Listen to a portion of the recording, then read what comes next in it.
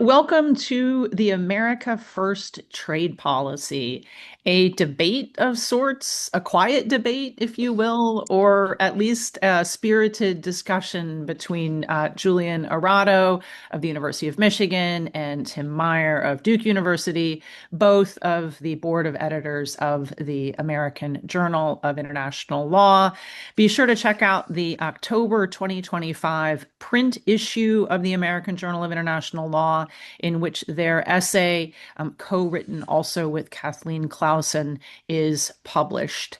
Their focus, just to remind viewers, is domestic U.S. trade policy, especially the legal framework in which that policy unfolds. And I will now turn it over to them. Great. Well, thank you so much for the opportunity to talk about these issues, Ingrid and Monica, and thanks to Cambridge for hosting this. There's a lot that we could say about all of these issues, and we have the benefit of doing this webinar in the context of a bunch of other webinars on the international dimensions of the international trade policy of the United States right now. So we are going to focus more on the domestic side of the question, but that, of course, implicates our foreign policy. It implicates international law questions as well. So there'll have to be some touching on all of those issues. Just one thing to say at the outset: uh, we planned this conversation, spirited discussion, as a way to hash out the different sides of some of the issues for the benefit of the audience. But it has to be said that Tim and I agree about a whole lot because we very publicly agreed about a whole lot in an amicus brief that Tim authored and I happily signed on to the Supreme Court in the ongoing litigation in the VOS case on the Trump administration's tariff policy and tariff executive orders. So we'll come to the Supreme Court litigation in a bit, but suffice it to say for those listening in the future, right now we've had oral arguments and we're anticipating that the Supreme Court will be delivering its opinion at some point in the coming weeks or months. So we're sort of right at the end of that process now. Let me take a step back to start us off and situate our current moment more in the long arc of the United States' at least recent history in its approach to trade law and policy, because it's kind of hard to understand exactly what lines have arguably been crossed at present unless you kind of have a broader sense. So popular accounts of the current moment, and you see them all over the news nowadays, a rare thing for trade lawyers. Popular accounts portray the trade policy of the second Trump administration, which we could call the America First trade policy, as a complete 180, as a complete about face whiplash from a predominantly multilateral free trader ethos, uh, shifting to a deeply unilateral, economically nationalist, protectionist posture. The idea that you see all over the place is that there's been a really significant about face change in how we approach international trade. And one thing to get from the very beginning is that this is probably much too simplistic. It's true that the United States, since 1947 at the very least, has been a champion of multilateral governance and liberalization in the formation of the General Agreement on Tariffs and Trade, the GATT, in 1947, all the way through the formation of the WTO in 1994. The United States has been a champion of multilateral governance of international trade. But from the very beginning, we've always preserved quite a few unilateral options for the United States government to engage in tariffs, and some might say protection, under certain circumstances. Uh, in the treaties themselves, the WTO treaty, the GATT, we have maintained options to protect domestic industry in certain circumstances, especially in unilateral trade remedies, to protect against dumping of foreign products, to protect against unfair subsidies or subsidies we deem to be unfair abroad, or to protect domestic industry in cases of surprise threats or emergencies. Those are called safeguards. We've even maintained options in the resolution of disputes to ensure that American interests were protected. So from the beginning, we've had these opportunities to act unilaterally, legally codified into the international regime, and those were codified in domestic statutory schemes as well. There are a bunch of different statutes, but just quickly that Section 201 of the US Code deals with safeguards, Section 232 deals with national security tariffs, and Section 301 authorizes the government to engage in investigations of unfair trade practices of various sorts and to remedy them. All of these statutory authorities are statutes by which the Congress has delegated its constitutional authority over tariffs to the United States executive branch, sometimes to the president, sometimes to other bodies, the Commerce Department, the US Trade Representative, but in all cases, delegating authority to levy tariffs under certain circumstances with important procedural constraints. And we've used those tariffs. We haven't just happily approached free trade since the formation of the WTO, allowing all comers to trade with the United States with no barriers at all. Of course not. The whole system was designed to allow using tariffs in certain circumstances, and we've done so. So we've long used these authorities, even aggressively. Some would say we've abused them. There's been a lot of disputes at the WTO about when and where the United States government has gone too far in using them. But from the perspective of multilateralism, it's just clear to get out. It's important to get out that this story has been checkered for a long time. So what's new about Trump? What's new about the Trump administration? We can't start in 2025, and it can't even really start with 2016. But it's clear that 2016 was an important moment in the story of US unilateral approach to international trade governance. Things changed with Trump's first election insofar as the Trump administration made much more liberal use of those statutory tariff authorities, Section 201, 232, 301, relying on those statutory authorities to impose tariffs on foreign washing machines, solar panels, lots of tariffs on China, various reasons, various justifications. And the Biden administration followed suit, maintained a lot of those tariffs, imposed more tariffs for different reasons, different justifications, but the quantity of tariffs went up, not down. All of this can be at least arguably seen in terms of continuity, not as a major difference in kind from the types of tariffs and the reasons we were imposing tariffs before, but arguably as an apotheosis of a certain kind of unilateralism that has always been incorporated into our law and into the international treaty regime. All these tariffs were pretty clearly legal under US law, and they were at least colorably legal under WTO law. I should say they were at least colorably legal under domestic law and very colorably legal under WTO law. One could have disputes about them, and maybe we can have a debate about some of that if we really want to. But their arguments could be made that these were legal tariffs. The big exception to this story of continuity is that along the way, the United States killed off the WTO dispute settlement system by freezing the appellate body in that sort of famous story, which made the review of what we were doing impossible at the international stage. But the use of tariffs is more of a difference in quantity rather than a difference in kind. But with that said, we've seen a much more fundamental break with the second Trump administration. Basically, from day one in 2025, we've seen a huge surge of tariffs practically on all goods, practically on all countries, though certainly hitting some countries and some types of goods much harder than others. And these have not been based on the well-trodden statutory authorities that we've been discussing, Section 201, 301, 232. These have been based rather on the never before used for tariff purposes statute known as the International Economic Emergency Powers Act, or what we'll be calling the IEPA. This has been used a lot, the statute for international economic relations, but it has been more used for things like sanctions and not to impose tariffs, even though it arguably could be read to allow for tariffs, something we'll be discussing in a little bit. The key point is that it hasn't been used for that purpose so far, and then all of a sudden, a flood of worldwide tariffs are being imposed under this rarely invoked statutory authority. So the question for us, and the question before the Supreme Court of the United States right now, is whether this kind of unrestrained use of tariffs by the executive branch is permitted by US law.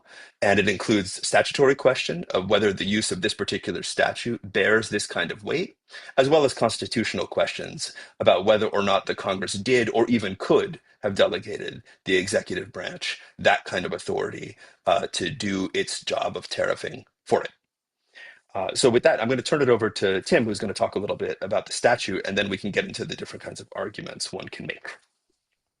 Great. Thank you, Julian, for that introduction. And thanks to all of you who are watching and to Monica and Ingrid for organizing this. I'm going to talk a little bit about the statute and just kind of explain the contours of the dispute we're having. I think, as Julian mentioned, it's important to kind of situate this maybe within an arc of litigation against the Trump and Biden administration tariff policies.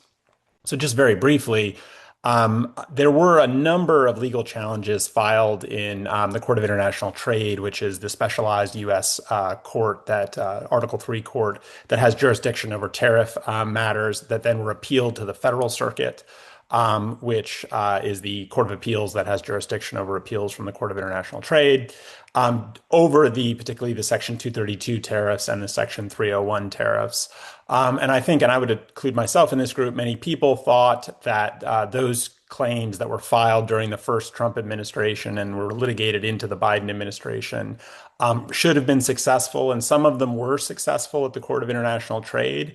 And they virtually all lost at the Federal Circuit. So the Federal Circuit, under for a variety of reasons, under these particularly 232 and 301 statutes, dramatically expanded the government's powers over what you might reasonably have thought the government's powers were if you were to just read the text of those statutes. And the Supreme Court pretty universally denied certiorari. It declined to hear a review in any of those cases. So you might reasonably ask, given the very broad powers that the Federal Circuit was prepared to give the president under these other statutes that were used during the first Trump administration, during the Biden administration, why IEPA? And the answer, I think, has to do with, as Julian was suggesting, the way in which IEPA is written. So IEPA, as relevant here, has kind of two main parts, and I'll refer to them by their sections. So it's Section 1701 and Section 1702. Section 1701 basically tells us, what are the preconditions to using the powers that IEPA unlocks? And so those preconditions require that there be a declaration of a national emergency, that emergency be related to an unusual and extraordinary threat, that it comes at least partially from outside the United States, and that whatever the president does must deal with that emergency and may only be used for the purpose of dealing with that emergency. That's what the statute. That's what the statute says. And then once those preconditions are satisfied, the president unlocks these, extraordinary powers. And the relevant part of Section 1702 is a long list of verbs that the president can do. So prohibit, compel, nullify, et cetera, et cetera. Regulate is the one we are interested in, applied to a long list of activities, which includes import, export, transportation, sale, use, et cetera. And so the essence of the government's argument here, as a matter of statutory interpretation, is that the courts cannot review any of the compliance with those 1701 factors. So the courts just have to take the president's word that there's an emergency, that it's unusual and extraordinary, that it originates overseas, and that whatever the president is doing is responsive to that emergency. You just have to take the president's word on that. The only thing the courts can review is whether or not whatever the president did falls within that long list of verbs as applied to that long list of activities. And the government says they pull the word regulate and they pull the word import, and they say the word regulate includes the power to tax, because taxes change prices, which regulates behavior. It causes people to change their behavior. And imports, right, are imports. And so a tax on imports is a tariff. And so you get the tariff power. And so the only thing in the government's view the courts are empowered to say is basically that regulate includes the power to tax, and taxing imports gets you the tariff power. So that's the structure of their argument. That argument is then layered over with a heavy dose of foreign affairs deference, kind of foreign affairs, what's often called foreign affairs exceptionalism. This idea that the president has independent constitutional authority under Article 2 of the U.S. Constitution to conduct foreign affairs and diplomacy, and that therefore we, A, read these statutes expansively, B, there is no constitutional problem with reading them expansively, even if there might be if this were an ordinary domestic economic statute. And in this case, the government has gone, I think, even further than that and sort of basically asserted that there is almost a kind of quasi-constitutional power here for the president to impose tariffs because he wants to negotiate these trade agreements that President Trump has gone out and negotiated that have received a lot of attention in the news. So that's the basic structure of the statute. Now you might ask, so what do we make of the government's arguments? What are the challengers' arguments really? So the challengers' arguments, and this is an important point. The challengers think that the courts could strike down the tariffs either on those preconditions or on the theory that simply there are not tariffs authorized by the statute. Let me start with the preconditions because I think there's sometimes some confusion about this. Really, nobody thinks that the courts can review whether there is an emergency. The president is empowered by a completely different statute called the National Emergencies Act to just declare emergencies. That statute doesn't define what constitutes an emergency. It's really a fairly dreadful statute. The only thing the president has to do is just ritualistically redeclare the emergency every year. The existence of an emergency is, I think everyone agrees, basically unchallengeable. What could be challenged is whether the emergency is unusual and extraordinary, and in this case, whether or not whatever the president has done deals with the emergency. What the president, the sort of sets of tariffs that have been challenged in this case are two sets. One is what are called the fentanyl tariffs, which are the president declared an emergency related to the illegal importation of fentanyl from Mexico and Canada, ultimately originating in China, applicable to those three countries, and imposed tariffs on those three countries under that emergency. And then what has been sometimes called the worldwide or the reciprocal or the Liberation Day tariffs, which is basically on everyone else. It's a 10% baseline and then individual amounts on individual countries. So this case challenges those two sets of tariffs. There are other IEEPA tariffs. So President Trump has subsequently imposed tariffs on Brazil, additional 40% tariffs on Brazil because he didn't like how Brazil was treating its own former President Bolsonaro.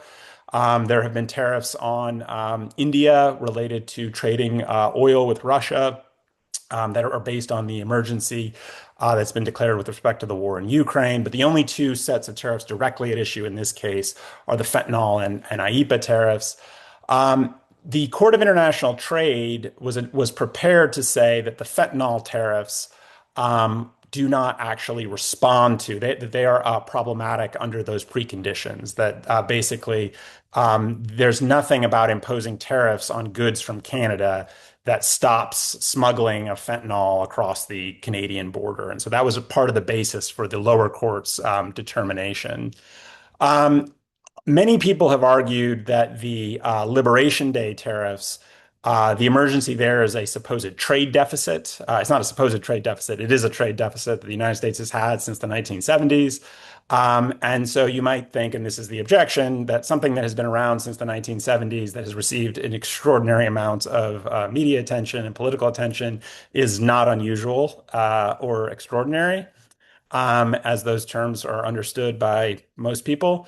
You could knock out the emergency on that grounds. The court didn't go that direction in 1701, and the Federal Circuit didn't touch the preconditions. So the Federal Circuit just bypassed that and dealt with both the fentanyl and the Liberation Day tariffs on the basis of whether or not the statute authorizes tariffs at all. The oral argument at the Supreme Court also focused almost entirely on the question of whether or not the statute authorizes tariffs at all. And the argument, and I'll just kind of wrap up here, is pretty straightforward. The statute doesn't use the word tariff or any other sort of similar phrase that is commonly found in other statutes. So it doesn't refer to taxes, it doesn't refer to customs, it doesn't refer to duties. It just doesn't appear to authorize this. All of the statutes that Julian mentioned, as well as dozens of other statutes that have been enacted throughout U.S. history, when they delegate the power to impose tariffs, always do so using one of these terms that explicitly refers to tariffs.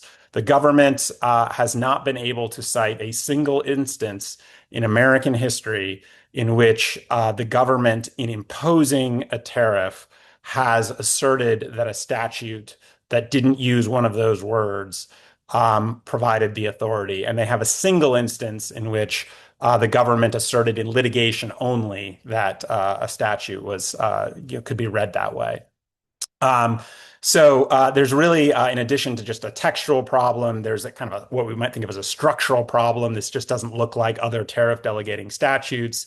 And there's a history problem, which is that the government really can't point to much in the way of precedent for its actions here. And so that was the basis for the Federal Circuit's holding that the tariffs are unlawful, and was really the crux of the Supreme Court argument about a month ago in the first week of November.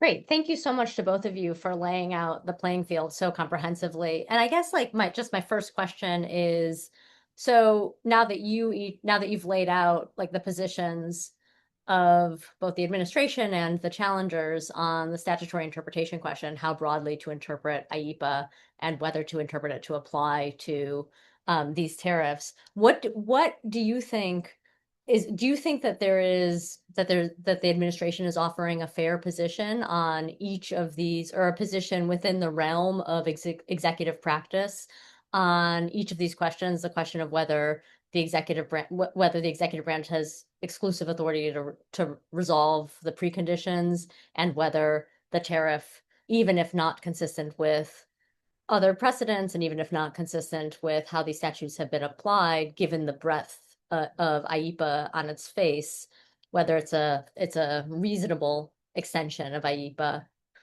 in this in this case.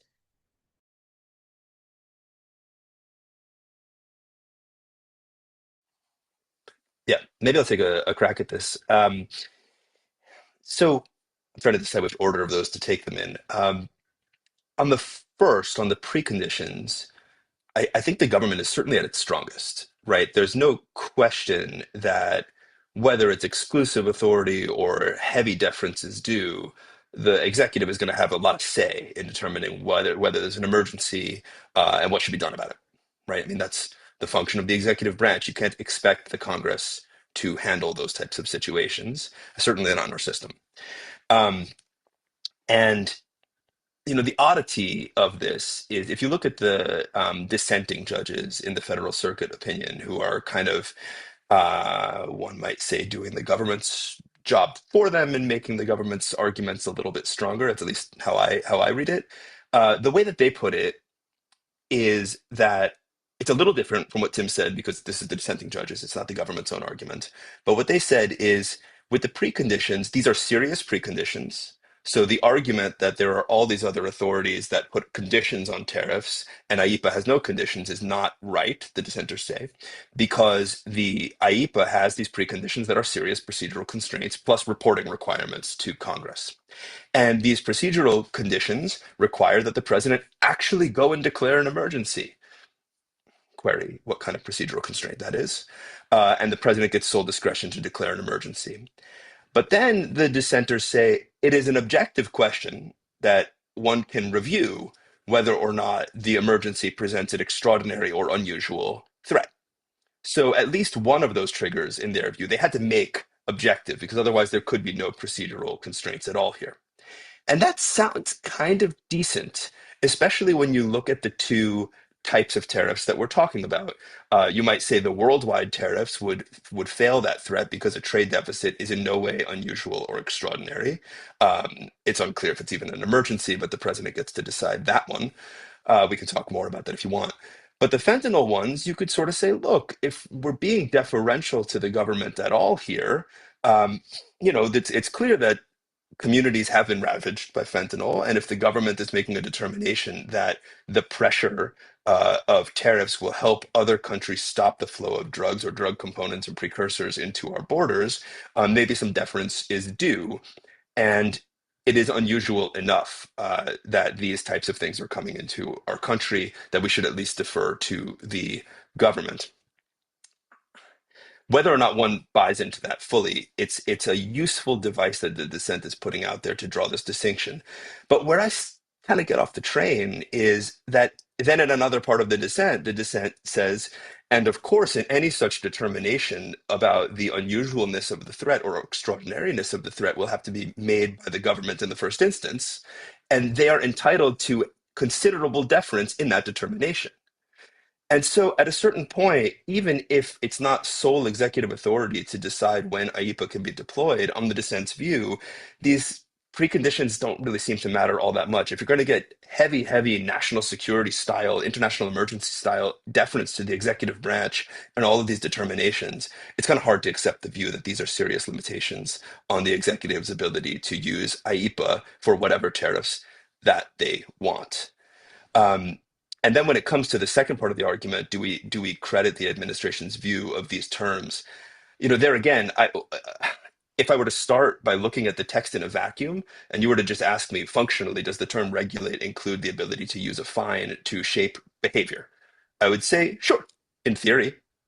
In theory, that term in a total vacuum could be used that way because any tax can be used to regulate. It's a classic taxation. It's a classic use of taxes. Cigarette taxes are used to shape consumers' behavior in addition to their financial goals, right? So there's no question a tax or a tariff can be used to shape the behavior of either consumers or foreign exporters or whoever it is. Um, but the moment you look beyond the vacuum, right, the moment you introduce facts about American governance into the world, American Constitution, it stops to be so credible. The idea that by using the word regulate, all of a sudden the power to impose tariffs or just plain old regular taxes has been implicitly delegated to the government kind of strains credulity. Especially when you consider, as Tim had said, the regulatory scheme out there in every other delegation of tariffs does so pretty explicitly. The only exception is 232, the national security tariffs, but even that one, it's pretty clearly talking about tariffs, even though it doesn't use the word. So that's my take. I don't think these arguments are credible at all, even if you put them in the best version, as the dissent in the VOS case tried to do. If you push them to the logical conclusions, they don't really hold water. And I think the last thing I'll say about this is, had we only had the fentanyl tariffs, maybe this is where we would have ended up. Would have found a way to sort of reconstruct the government's argument in a way that makes it seem a little bit more sensible. But look, it's kind of an emergency, and the challengers would have said, well, imagine how far this can go. The parade of horribles. We could have limitless tariffs on the whole world at the drop of a dime if we allow the government to do these fentanyl tariffs in this situation. And I would imagine the justices would say, yeah, yeah, yeah, sure, but they're not going to do that. That would be ridiculous, and we would deal with that when it comes to it.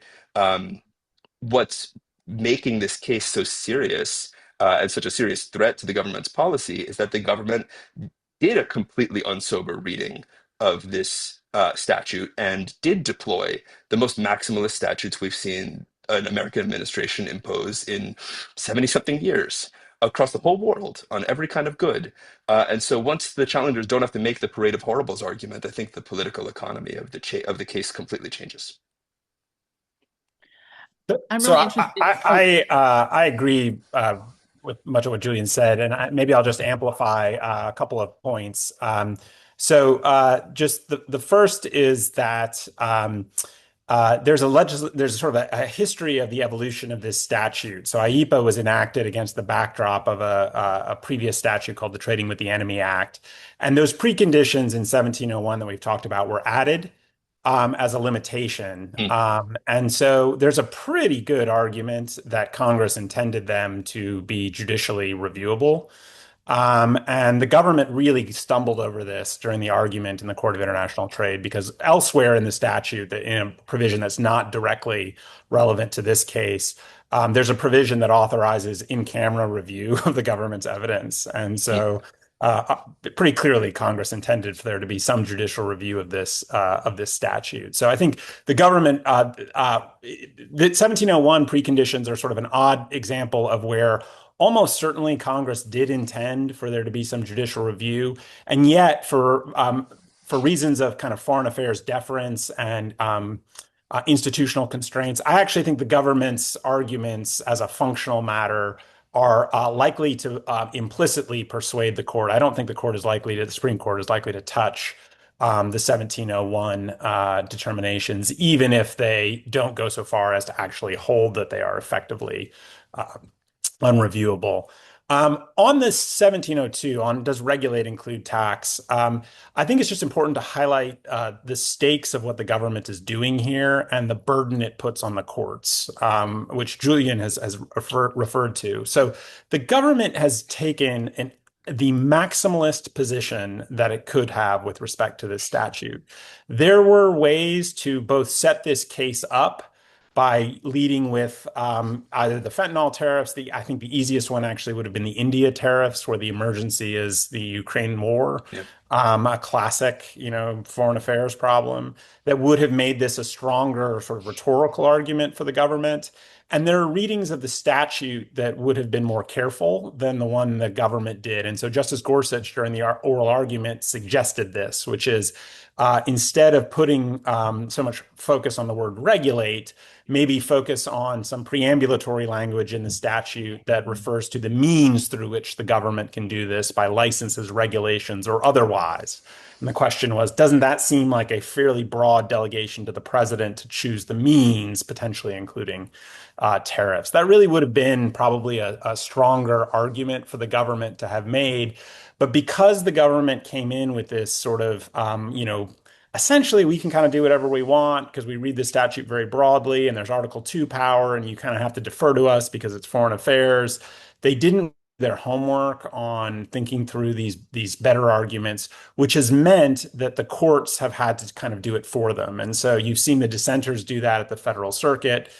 Frankly, I think this has been a surprise to some foreign affairs lawyers, but the style of argument the government is making in this case is not new. They've regularly made this argument since the first Trump administration, and very regularly, it's actually the same judges pretty much that were in dissent in the federal circuit have been the ones upholding the government's actions. And so you have this dynamic where the government comes in, maximalist position, Article 2 basically covers this with a sprinkle of statute on top of it. And then the federal circuit says, well, we don't endorse that theory, but basically we're going to uphold what you did. Yeah. We're going to kind of reconstruct a narrower justification that is going to lead to the same result. And, Monica, to your question, I think that's really the government's best hope at the Supreme Court here is that something like the theory that Justice Gorsuch floated persuades those justices on the court that want a statutory rationale. There are a few of them that are probably going to be comfortable, I think, with the Article 2 rationale, this sort of foreign affairs exceptionalism. And that gets to kind of a level of abstractions issue, which is IEPA is regularly used, right? It is just a workhorse of the foreign affairs, statutory toolkit. It's used for sanctions. It's just constantly, since it was enacted in 1977, been in use. And the government is really trying to tap into that and saying, look, across a whole range of areas, you really have recognized that we get a lot of leeway under IEPA. Congress has recognized this, and the courts. And, they're trying to tap into that. And I think that will persuade some justices, but it won't get them to a majority. They're going to need, some of the justices in the middle. I think Chief Justice Roberts, Justice Barrett, Justice Gorsuch to think through, some statutory rationale that they're comfortable with. And, the oral argument had tough questions for both sides, but I tend to think they're not going to get there. And just the final point on this is just that the term regulate, the government also can't find any other example of a statute that uses the term regulate to create a tax power. And so the word regulate appears in the US Code quite a bit. And so if it includes the power to tax everywhere, then all of a sudden there's a lot of tax power. And that's true in IEPA itself, because remember, IEPA, as I said, it modifies import, but it also modifies a whole bunch of other stuff. So if regulate in IEPA includes the power to tax, the president can now impose sales taxes. He can impose use taxes. He can impose property taxes. He can impose wealth taxes. And the only limitations on that are those preconditions under 1701. And then there has to be some sort of at least tenuous foreign interest in the property that's being taxed. So the government is asking for an enormous tax power here that I think really the statute struggles to bear that weight. So, is it fair to say that if the government loses here, um, this is implicit in your beginning, the government still has a very, very broad power to impose tariffs. And so just to sort of circle back to basic principles here, right? And so if the government loses this, these two tariffs, the fentanyl and the Liberation Day, the president would have to find a different statutory basis for that. That's unlikely to be successful. So these particular tariffs would have to be either abandoned or reshaped. And then there's the problem of paying back the tariffs to who paid them. But that loss wouldn't profoundly affect sort of the U.S. general practice on tariffs, if I understand this right. But if the president wins this, like that's a pretty big step forward for presidential power under IEPA, under other statutes that use the word regulate, right? Because now regulate can also mean tax. And with that win is also likely to come some of that dicta or reasoning that the executive branch likes so much, right? The kind of Dames and More style open-ended, which then would have a broad implications for sort of foreign relations generally. Am I right in sort of assessing those as the outcomes of the case? And then my second question would just be, could you just say a tiny bit about the major questions doctrine? Like this, it's a thing that I think is not often well described in the popular press, and I don't think we should spend 10 minutes on it. But if somebody could give us a short understanding of what that doctrine is and why it's important. Sure. So, just quickly on your first question, I think you've accurately characterized the stakes. I think it is fair to say that the reason the administration wanted to use IEPA for tariffs, and in particular the reason the White House wanted to, is because those preconditions are so minimal that they basically allow the president to wake up on Monday and impose tariffs before breakfast. And all of the other statutes that Julian mentioned have a little bit more work that's required. And oftentimes that work is in the form of some sort of administrative findings that take at least a little while to come up with. And so IEPA, from the outset of, the germination of the idea to impose tariffs is the fastest. But in terms of outcomes, the president can probably get these outcomes under a whole set of other authorities, including some other authorities that he hasn't relied on yet, that he hasn't taken out for a test drive. So, this is not going to be this case is not going to be the end of tariffs. But you're absolutely right. On the flip side, if the government wins, this is an enormous expansion of executive power. It's an enormous expansion of the tax power that the government has for both Democratic and Republican administrations, right? So this came up in the oral argument, right? You will see, I think, climate taxes under IEPA in a future Democratic administration if the government wins this. But it also will have knock-on effects just in the broader foreign affairs context because it really would signal at a moment in which the Supreme Court is really trying to reduce the amount of deference that administrative agencies get in interpreting the law. This would signal a dramatic expansion in the amount of deference that the White House gets, the president gets, in interpreting foreign affairs statutes. Just very quickly on the major questions doctrine, Monica, did you want to say something about Before that? you go to the major questions doctrine, can I just ask a follow-up on that? And the follow-up is basically this. Could you explain a little bit why you think this would reflect such an expansion? I get everything that you just said about and I get Ingrid's point too, but just to play devil's advocate for a minute, if it is the case that the executive branch is playing with like unitary foreign affairs powers with some regularity, and that's always sort of in its back pocket, as you say, it hasn't quite taken it out necessarily to test drive in the context of tariffs, but it's always lingering behind the scenes in these cases in which it's invoking broad foreign affairs deference. Um, Why do you think this is actually the striking down of these tariffs would actually reflect a constraint on executive authority, or the granting of the granting of the executive's interpretation of IEPA would work to expand authority? Why wouldn't it just be a different way of working its way through a path of what is extraordinary executive authority on issues relating to foreign affairs, subject to what you're about to say about the major questions doctrine, like, right, subject to maybe some other constraints that might kick in?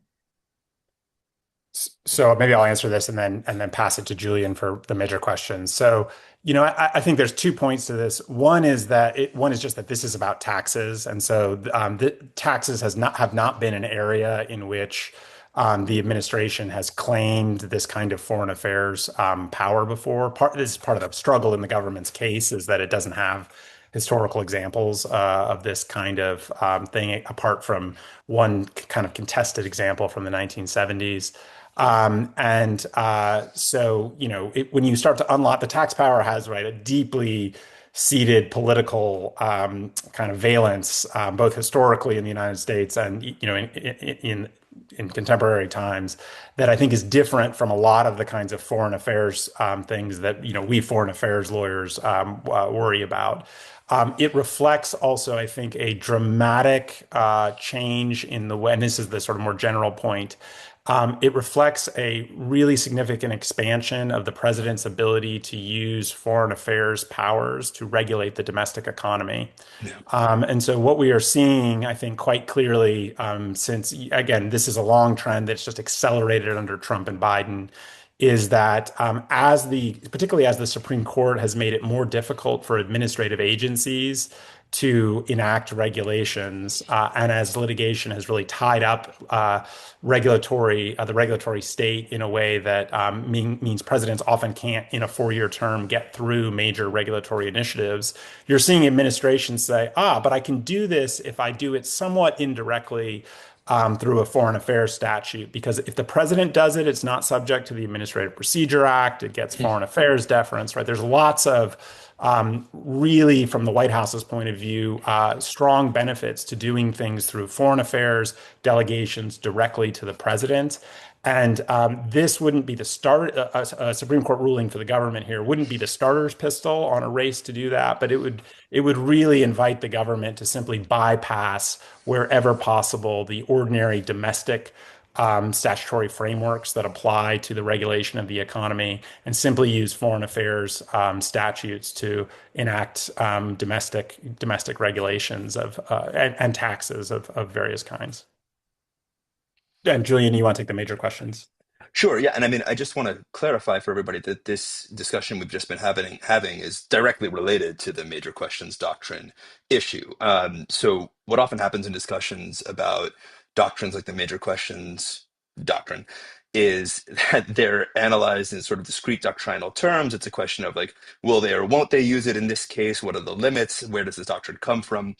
But this is exactly what it's about, right? The traditional power of the Congress, constitutional power of the Congress, is that the Congress has the power to impose taxes and tariffs, and the power to set a budget, and the president executes on those things. The president has a ton of authority and power of his own or her own, but it's a different set of powers. Now, Congress can delegate some of those powers to the president for efficiency purposes or what have you, but if you are to maintain a system based on the separation of powers, presumably not all of those authorities can be so easily delegated to the presidency. And so there are two kind of questions, two kinds of controls. And I'm just speaking in functional terms right now. I'm not speaking in terms of the actual content of these doctrines, just for the moment. But there's two types of controls. You can say, first of all, we can say there are some things which can't be delegated, or some kinds of delegations which can't be done. The separation of powers requires that Congress not delegate away all of its power, right? That's kind of a set of ideas captured by what we call the non-delegation doctrine, and it is at least what the non-delegation doctrine is about. The separate question is, how easily are we willing to infer, how easily are the courts willing to infer that a delegation has been made, right? For example, if there's a statute that purports to delegate some kinds of powers from Congress to the president, how lightly are we going to be willing to assume that the Congress meant to delegate more things implicitly? And at least one reading of the major questions doctrine is that it's about policing that kind of a line, not the question of whether such a delegation is permissible, but the question of whether a delegation actually happened. Very often the statute will have some really clear delegation of power, and then there'll be some sort of penumbral issues which force us to question whether or not the delegation extends in that case. And that's exactly what you're seeing in AIPA. The AIPA definitely delegates some power to the president. There's no question about that. That's what the whole thing does. It's used in sanctions. For sanctions purposes all over the place in ways that nobody has really challenged, at least in terms of a delegation. But the fact is, it doesn't say the president is authorized to do taxes. It doesn't say the president is authorized to do tariffs. Those are things that are enumerated powers of the Congress. And so the major questions doctrine question in this case is whether or not we should lightly infer that such awesome core powers of the Congress are being implicitly delegated to the president by using a capacious term like regulate. My own view is that it strains credulity that the word regulate would do that because of all the reasons that Tim said. That means all of these other statutes in the code are delegating a huge number of the Congress's enumerated powers, not just the power to regulate, but the power to tax and power to tariff. Um, but that is not a predictive point. I'm saying my own view is that it strains credulity to think that there's an implicit delegation of that sort in this statute, especially when you recognize when this statute was enacted in the aftermath of Watergate. It seems especially unlikely that that AIPA was intended to implicitly delegate all of those power to the president. But it's a very separate question about whether predictively this specific doctrine called the major questions doctrine will cash out in that way. In its current iteration, it's a relatively new doctrine, and in most of the cases in which it's been deployed, it has been deployed by a very conservative court to limit the ability of regulatory bodies to enact policies that are coded as more left wing. And so there's real reason to wonder about the specific way in which the major questions doctrine will be instantiated and deployed. So all I'm trying to suggest is that in a well-functioning democracy based on the separation of powers, there should be some kind of doctrine to police implicit grants of power from one branch to the other where those are permitted. But it's quite a different question to ask where this court will draw that line. That's super helpful. Thank you, Julian. Maybe we could turn to the global implications of this case and U.S. trade policy generally. Am I right to say that if the president's Liberation Day tariffs and his fentanyl tariffs are struck down, that we would be striking down tariffs that are presumptively violating the WTO anyway? And so in some indirect way, this would be some sort of victory for the global trading system, at least as we once understood it. I guess that's one question. The second one, I think this is obvious also, but just to lay it out, some of the statutes in the international trade space, the domestic U.S. statutes, use language or words that are drawn from global instruments, and therefore for example, the phrase national security is a part of domestic statutes. It's also part of major multilateral treaties. But nothing about this case has that valence, right? So nothing about AIPA or regulates, tracks any multinationals language or treaty in a way that gives this case that kind of significance. So those would be my two questions, which I think I understand the answer to. And then the third would just be to ask you to riff off of that and tell us, like, what is there a global significance here? I mean, obviously it's a major US statutory and constitutional question, but what is the global vantage point here? So on the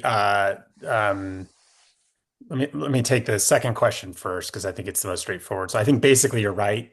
This is not a statute that was enacted to sort of codify a specific or to implement a specific statutory provision. Having said that, if the government had to defend this at the WTO, they would say things done under IEPA are fall within the national security exception of Article 21 of the GATT and the related exceptions in other of the WTO agreements. And in fact, a lot of the sanctions that are ordinarily imposed or arms control regulations that are ordinarily imposed under IEPA or other statutes are actually probably violations, like sort of prima facie violations of WTO rules that are uncontroversially, I think, fall within the scope of the national security exception. So if you were litigating this, right, it would be a national security case, even though the terms of the statute don't directly map on to the national security exception. Section 232 is the statute that, as a textual matter, more closely tracks Yeah. Article 21. On the WTO, yeah, I think again you're right. There's a risk of it being like a serious Pyrrhic victory because the Trump administration could decide. One reaction that we have seen from the White House is to escalate when they face setbacks, and so it's not obvious that this is ultimately a sort of a harbinger of good things for the U.S. Participation in the WTO. But yes, it would be striking down, I think, statutes that, excuse me, tariffs that most people would think would be unconstitutional. Oh, excuse me, would be unlawful under the WTO rules. And I don't know, Julian, do you want to take the first swing at the sort of more global implications Yeah, I of just the want to say agreement? one thing about the national security point. For those who are listening who aren't necessarily WTO mavens, like some of us, the national security exception in the WTO, in the GATT, the General Agreement on Tariffs and Trade, is capacious. It is a highly deferential exception. And I think that the US would lose this case under that exception. For generations, Article 21, the national security exception of the GATT, was not tested. There was a sort of glass houses idea that states would, wanted to be able to invoke this when they needed it. They didn't challenge each other. They didn't necessarily invoke it all over the place. There was an understanding that if this was taken too far, it could, really undermine the goals of the trading system. But there was a lot of agreement that the goal here was to reduce tariffs globally to a great extent and not overuse exceptions like the national security exception. It was only after 2016 that the national security exception started getting litigated in actual cases at the WTO. And in a really important case between Russia and Ukraine, it was found that it could be justiciable, even if there's going to be heavy deference to the state. And in a later case involving Saudi Arabia and its blockade of Qatar, it was found that the state's invocation of the national security exception was not valid. So the panels, at least, have been willing to review it. This, doesn't matter all that much when you don't have an appellate body, and a panel can't issue a final ruling because there's an appeal as of right. Another American trade policy special is getting rid of that appellate body. Um, but that said, if this was just a fair WTO case, I don't think it would have. I don't think it would have survived personally. That being said, oh yeah, you were asking about the broader global significance of this. One thing I wanted to push your question into us. This is not necessarily where you were leading, but the justification for these worldwide tariffs, which are the reason that we're here. Again, I think, had we just done the fentanyl tariffs, I don't know that this case would have gotten so far. But these worldwide tariffs on every good, on every country, the justification is that we're bringing other countries to the table to make deals, right? And we need leverage and we need power and pressure. And tariffs are how this country is going to get leverage on others because our market is incredibly important. Other countries want to access our markets. And so that's why when we impose tariffs on their goods, they cower and they hope that there's a deal. So the logic goes. And so we can make them do things that are good for the American economy. The problem with this logic is that we have deals. The WTO is the deal. The NAFTA, the USMCA is a deal. All of our bilateral trading agreements that say these kinds of tariffs are illegal are the deals. And so we're flagrantly violating all of this law, all of these agreements that we've made in the name of bringing people to the table to make agreements with us. Why on earth should we expect them to trust us to follow through with our agreements going forward? If the leverage for new agreements is breaking your old agreements, it doesn't really make a whole lot of sense. Sure, in terms of raw power politics, our economy is important enough that plenty of states will come and make deals with us. They're already, some of them are lining up. But the logic of this is really perverse, and tough for me as an international lawyer to stomach. The core principle of international law is agreements shall be binding. We make international agreements. The honor of the United States is at stake. You want to keep them. And if the reason to break them is simply leverage to get a new deal, it's not clear to me that that's how we should be running our country. Yeah, so I could take a swing at this as well because so I think I agree with Julian's sort of normative points as well as his points about U.S. credibility in negotiations. I do think that it's unlikely that the government losing this case is going to affect the way the Trump administration is pursuing these negotiations, precisely because there are so many of these other authorities that can still be used to target Yeah. politically sensitive industries. So I don't think this case matters that much for those types of negotiations. The thing it does potentially matter for, I think, are businesses and consumers. And that's both domestically and globally. The other statutes, because they have these administrative findings, they also create just a little bit more notice, a little bit more predictability for businesses' ability to plan, particularly exporters, importers and exporters, foreign exporters. And then the other thing it does is, we're at a moment where these tariffs are, I think, sort of increasingly, you're starting to see the inflationary effects of them work their way through the US economy, which could itself have global economic effects. And particularly insofar as it could affect what the Fed does, which would have global economic effects. And so, the president is already starting to voluntarily peel back some of these tariffs, particularly where food is concerned, to try to mute the inflationary effects as you head into the holidays. But uh, because IEPA just allows sort of tariffs on everything, by lunchtime, they are much more prone to creating broad-based inflationary effects than sectoral tariffs on steel or aluminum, Yeah. where the inflationary effects are going to be concentrated in particular sectors. And so, I do think that a Supreme Court victory here is a significant win for consumers and the global economy, even if it doesn't relieve pressure on foreign governments that are being called to these negotiations. Okay, I think that's super helpful. And actually, I'm just cognizant of the time, and this is a perfect segue, I'll just say, to the other webinar we did with Jeff and Mark on the internet. Sorry, I was forgetting for a second who else, but right, by Jeff Dunoff and Mark Pollock on the international dimensions of trade policy. So I'm just going to recommend that to all of you. And thank you, Julian and Tim, for this extraordinary conversation. I feel like we covered so much ground, and I learned a lot from you, both at like a concrete level of these specific this specific case, but also just its implications more generally. So unless Ingrid I just has, want to give a shout out for Henry Gao's webinar, The View from yes. Asia, which really focuses obviously on Asia, but specifically on China. I think it complements this one nicely. And I join Monica's thanks to both of you for a great job. And for, of course, all that you do on the journal. We're very grateful to you. And to you Thank you so guys. much for having us. Yes.